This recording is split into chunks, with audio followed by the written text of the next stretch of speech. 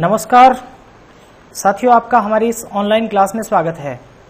तो साथियों, आज हम रीट, एस्टेट, सीटेट से संबंधित एक बहुत ही महत्वपूर्ण टॉपिक करने वाले हैं और वो टॉपिक है बुद्धि।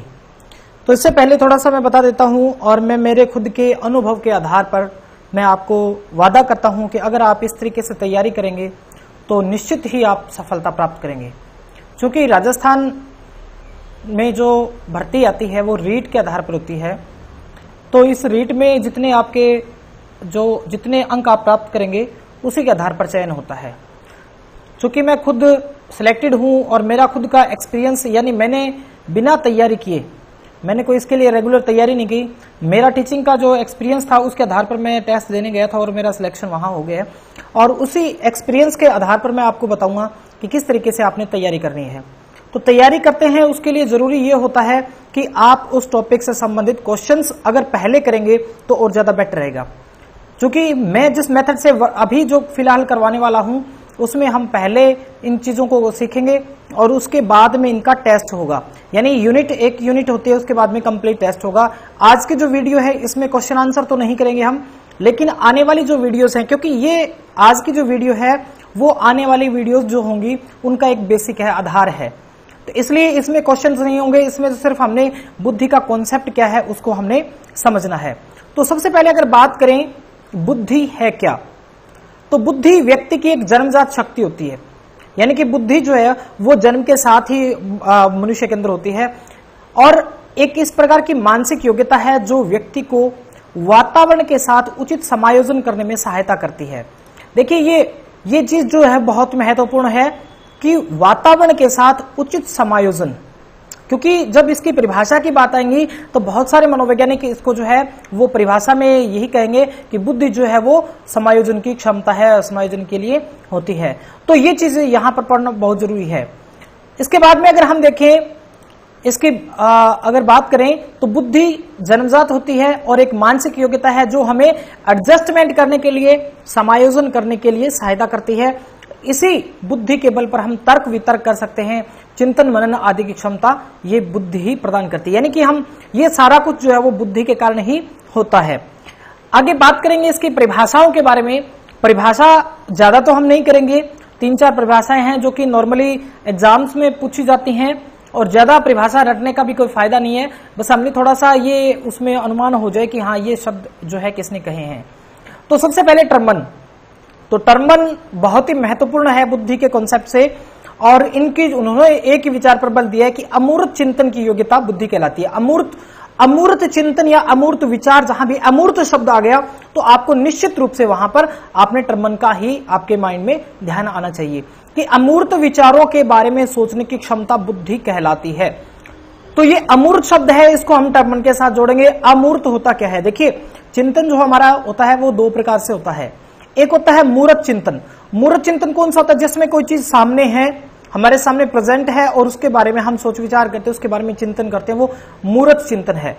अमूर्त चिंतन वो है जो चीज हमारे सामने है नहीं और उसके बारे में हम विचार करें, वो क्या है? अमूर्त चिंतन है। अब ये बात अगर करें कि भगवान क्या है, भगवान किस किस रूप में हो सकता है, तो इसके बारे में हम जो भी सोच विचार करेंगे, मनन चिंतन करेंगे, वो क्या है? अमूर्त चिंतन है, क्योंकि किसी ने देखा है नहीं। तो इसलिए इस प्रकार जो भी कॉन्सेप्ट होंगे, जो भी रिजल्ट होंगे किसी व्यक्ति के, अगर ये क्वेश्चन पूछे तो अमूर्त विचार वही है जो हमारे सामने है नहीं और उस चीज के बारे में हम चिंतन करते हैं। तो ऐसा जो है वो टर्मन ने कहा है कि अमूर्त चिंतन की योग्यता या अमूर्त विचारों के बारे में सोचने की क्षमता बुद्धि कहलाती है। दूसरा जो है वो विनय। अब विनय भी बुद्धि के कॉन्सेप्ट से बात करें तो बहुत ही महत्वपूर्ण है। विनय ने बुद्धि को 4 शब्दों में निहित कहा है। इन्होंने कहा है कि बुद्धि जो है वो केवल 4 शब्दों में है। कौन कौन सा? ज्ञान, आविष्कार, निर्देश और आलोचना।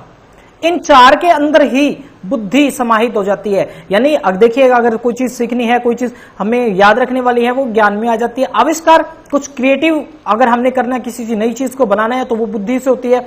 अगर किसी को निर्देश, दिशा निर्देश देते हैं, किसी बारे में कमांड देते हैं, वो किसी बुद्धि के कारण होती है। और आलोचना, अगर हम किसी की कमियां निकालें, किसी की आलोचना करें, तो वो भी बुद्धि में होती है। यानी इन चारों के अलावा ऐसी कोई चीज बची नहीं है जो बुद्धि ना करती हो। यानी कि ये सारा जो सिस्टम है ये बुद्धि के कारण, यानी जितना भी चिंतन मनन का कार्य है इनडायरेक्टली इन्होंने ये कहा है कि जो चिंतन मनन का कार्य है वो सारा का सारा बुद्धि के द्वारा ही होता है, इसलिए इन्होंने कहा बुद्धि 4 शब्दों में निहित है। अब 4 शब्द बिने जो है वो सबसे पहले इन्होंने बहुत सारे प्रयास किए हैं, बुद्धि मापन में भी किए हैं और भी बहुत सारे प्रयास इन्होंने किए हैं। तो बिने को हम बहुत ही जरूरी याद रखेंगे, टर्मन को अमूर्त विचारों से याद रखेंगे, बिने को हम 4 शब्दों से याद रखेंगे। और 4 शब्द कौन सा है? ज्ञान, आविष्कार, निर्देश और आलोचना। ये जो है बुद्धि के बारे में किसने कहा है, इस तरह का क्वेश्चन बनता है तो ये कहा है बिने ने।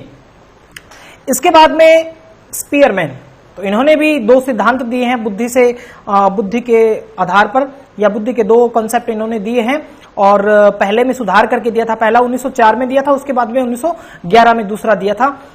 तो इन्होंने कहा है कि बुद्धि तार्किक चिंतन है। स्पीयरमैन ने यह कहा है कि बुद्धि तार्किक चिंतन है। अब स्पीयरमैन ने कौन कौन से वो सिद्धांत दिए हैं वो अगली वीडियोस में हम सीखने वाले हैं। तो बुद्धि तार्किक चिंतन की बात आ गई तो स्पीयरमैन, अमूर्त विचारों की बात आ गई टर्मन, और बिने ने 4 शब्द कहे हैं। और साथियों यकीन मानना, आप पूरा वीडियो देखना, ये पूरा वीडियो देखना, स्किप मत करना इसको, क्योंकि बहुत सारी चीजें जो है बारीक बारीक चीजें हैं वो हम अगर छोड़ देते तो आगे आने वाली वीडियोस जो हैं उनमें दिक्कत हो सकती है। तो इसलिए पूरे कॉन्सेप्ट को समझना जरूरी है। इसके बाद में अगर बात करें तो थॉर्नडाइक, ये भी बुद्धि से अधिगम से संबंधित बहुत ही महत्वपूर्ण व्यक्ति है। तो थॉर्नडाइक ने क्या कहा है? बुद्धि से तात्पर्य पूर्व अनुभवों का लाभ उठाने की योग्यता है। बहुत अच्छी बात कही है इन्होंने कि जो हमारे पूर्व के अनुभव हैं उनसे लाभ उठाते हैं, वो किसके माध्यम से उठाते हैं? बुद्धि के माध्यम से उठाते हैं। तो लाभ उठाने की, अनुभव की बात आती है। अनुभव की बात करें, अभ्यास की बात करें तो थॉर्नडाइक है, चाहे वो अधिगम में बात करें चाहे वो बुद्धि में बात करें, क्योंकि इन्होंने पहले भी कहा है, जो अपने इनका अधिगम का सिद्धांत है उसमें भी इन्होंने कहा है कि अभ्यास का नियम दिया ना, तो अभ्यास कैसे होता है? पूर्व अनुभव होंगे, अनुभव से धीरे धीरे जो है वो परिमार्जित होकर व्यवहार जो है वो एक अच्छे सद्व्यवहार में कन्वर्ट हो जाता है। तो इसलिए यहां बुद्धि से तात्पर्य पूर्व अनुभवों का लाभ उठाने की योग्यता है। अगर हमारे किसी प्रकार के पूर्व में कोई हमने काम किया है और इस तरह का कोई काम किया और वैसे ही परिस्थिति बाद में अगर हमारे सामने आती है तो उससे अगर लाभ उठा सकते तो वो बुद्धि के कारण ही लाभ उठा सकते, क्योंकि बुद्धि अगर हमारे अंदर है या अच्छी बुद्धि है, क्वालिटी की बुद्धि है, तो हम उस पुरानी चीज को, अगर उस तरह का कोई कॉन्सेप्ट हमारे सामने आया है तो हम उसको रिमाइंड कर सकते हैं, याद करके उससे हम फायदा उठा सकते हैं कि उस प्रकार की परिस्थिति में हमने क्या किया था। इसके बाद में बात करेंगे बुद्धि की विशेषताओं की। तो बुद्धि की जो विशेषताएं हैं उनमें सबसे पहली क्या है? बुद्धि जन्मजात होती है। देखिए बुद्धि के आगे कॉन्सेप्ट आएंगे और जो विभिन्न प्रकार के जो सिद्धांत आएंगे उनमें अर्जित भी बताएंगे, जन्मजात भी बताएंगे, लेकिन फिलहाल क्या कि बुद्धि जो है वो जन्मजात होती है, यानी इसको अगर हम परिमार्जित तो कर सकते हैं, आगे जाकर के जो विशेष क्षमताएं होती हैं उनको हम जो है वो विकसित कर सकते हैं, अर्जित कर सकते हैं, लेकिन जो बेसिक बुद्धि है वो क्या है? जन्मजात होती है। दूसरी बात करें अमूर्त चिंतन। अमूर्त यानी जो हमारे सामने नहीं है, ऐसी चीज जो मूर्त के रूप में हमारे सामने नहीं है, उसके बारे में चिंतन हम बुद्धि से कर सकते हैं, यानी अमूर्त चिंतन की योग्यता क्या है? बुद्धि है। और ये ऐसा किसने कहा है? ये टर्मन महोदय ने ये कहा है। इसके बाद में बात करें सीखने में सहायक। तो अगर बुद्धि हमारे पास नहीं है तो हम अच्छे से सीख नहीं सकते, तो सीखने में बुद्धि सहायक होती है। अगला है गत अनुभवों से लाभ उठाना। तो थॉर्नडाइक महोदय ने यह कहा था कि गत अनुभवों से लाभ उठाने की योग्यता ही बुद्धि है। तो हमारे जो हमने किसी परिस्थिति में पहले काम किया और वैसी परिस्थिति दोबारा से हमारे सामने आती है तो झट से उसका समाधान हम कर सकते हैं। तो वो कैसे कर सकते हैं? अगर हमारे अंदर बुद्धि होगी तो ही हम कर सकते हैं, या फिर हमारी बुद्धि अच्छी क्वालिटी की बुद्धि है तो ही हम कर सकते हैं। इसके बाद में आता है समस्या समाधान। समस्या का समाधान भी हम तभी कर सकते हैं जब हमारे अंदर बुद्धि, अच्छी क्वालिटी की बुद्धि है। तो बुद्धि जो है वो समस्या समाधान में भी सहायक होती है। अगली बात करें परिस्थितियों से सामंजस्य स्थापित करना। तो परिस्थितियों से सामंजस्य, अपने आप को समायोजित करने के लिए बुद्धि की आवश्यकता होती है। बिना बुद्धि के जो है वो समायोजन करने में दिक्कत आती है। अगला पॉइंट की बात करें तो भले बुरे, नैतिक अनैतिक में अंतर। हमारे लिए क्या भला है, क्या बुरा है, क्या नैतिक है, क्या अनैतिक है, इस बारे में हम जो विचार विमर्श करते हैं, जो भी चिंतन मनन करते हैं, वो सारा का सारा हम बुद्धि के कारण ही कर सकते हैं। अगर बुद्धि नहीं है तो इस प्रकार की चीजें हम इनमें अंतर नहीं कर सकते। अगली बात करें तो वंशानुक्रम और वातावरण से प्रभावित। जी हाँ, बिल्कुल, बुद्धि जो है वो वंशानुक्रम से प्रभावित होती है, वातावरण से भी प्रभावित होती है। तो यहां से क्वेश्चन ये बनता है कि बुद्धि निम्न में से किससे प्रभावित है? पहला ऑप्शन वंशानुक्रम, दूसरा वातावरण, तीसरा उपरोक्त दोनों और इनमें से कोई नहीं।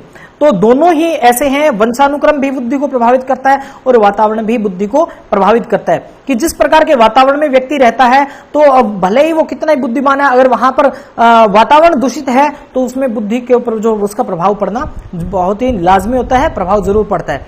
और वंशानुक्रम भी बहुत मायने रखता है। अगर वंशानुक्रम जो है वो अगर अच्छी बुद्धि वाला है तो निश्चित सी बात है कि उसमें सद्बुद्धि वाले बच्चे जो है वो संतान जो पैदा होती है। तो इस प्रकार से वंशानुक्रम और वातावरण दोनों ही बुद्धि को प्रभावित करते हैं। अगली बात करें तो प्रत्येक व्यक्ति में उपस्थिति।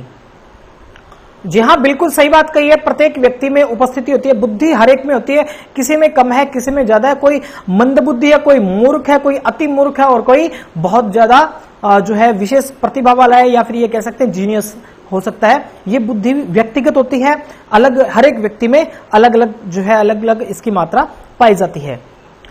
तो उम्मीद है आपको ये समझ में आया होगा। अगर नहीं आया है तो आप इसको एक बार फिर से समझ लीजिए, एक बार फिर से वीडियो को देख लीजिए। और अगली कक्षा में हम क्या सीखेंगे, तो अगली कक्षा में हम सीखेंगे बुद्धि के प्रकार विभिन्न मनोवैज्ञानिकों के अनुसार, यानी कि अलग अलग मनोवैज्ञानिकों ने बुद्धि के प्रकार बताए हैं, तो वो जो है वो अगली क्लास में हम सीखेंगे। तो उम्मीद है आपने अभी तक अगर चैनल सब्सक्राइब नहीं किया है तो प्लीज चैनल का जो सब्सक्रिप्शन का जो बटन है लाल रंग का उसको प्रेस कर दीजिए। उसके बाद में घंटे का बटन आएगा उसको भी प्रेस कर दीजिए। और जी हाँ, अगर वीडियो पसंद आए तो उसको लाइक जरूर करिएगा और हमारे हौसला अफजाई के लिए इस वीडियो को शेयर जरूर करना अपने दोस्तों के साथ, ताकि किसी दूसरे व्यक्ति को भी इसका फायदा हो सके और हमारी मेहनत भी रंग लाए। और आपका लाइक कमेंट आप करके जरूर बताएं कि आपको कौन से टॉपिक पर किस प्रकार की वीडियो चाहिए, तो जरूर मैं कोशिश करूंगा कि जल्द से जल्द वो आपको प्रोवाइड करवाऊं। तो वीडियो देखने के लिए बहुत बहुत धन्यवाद।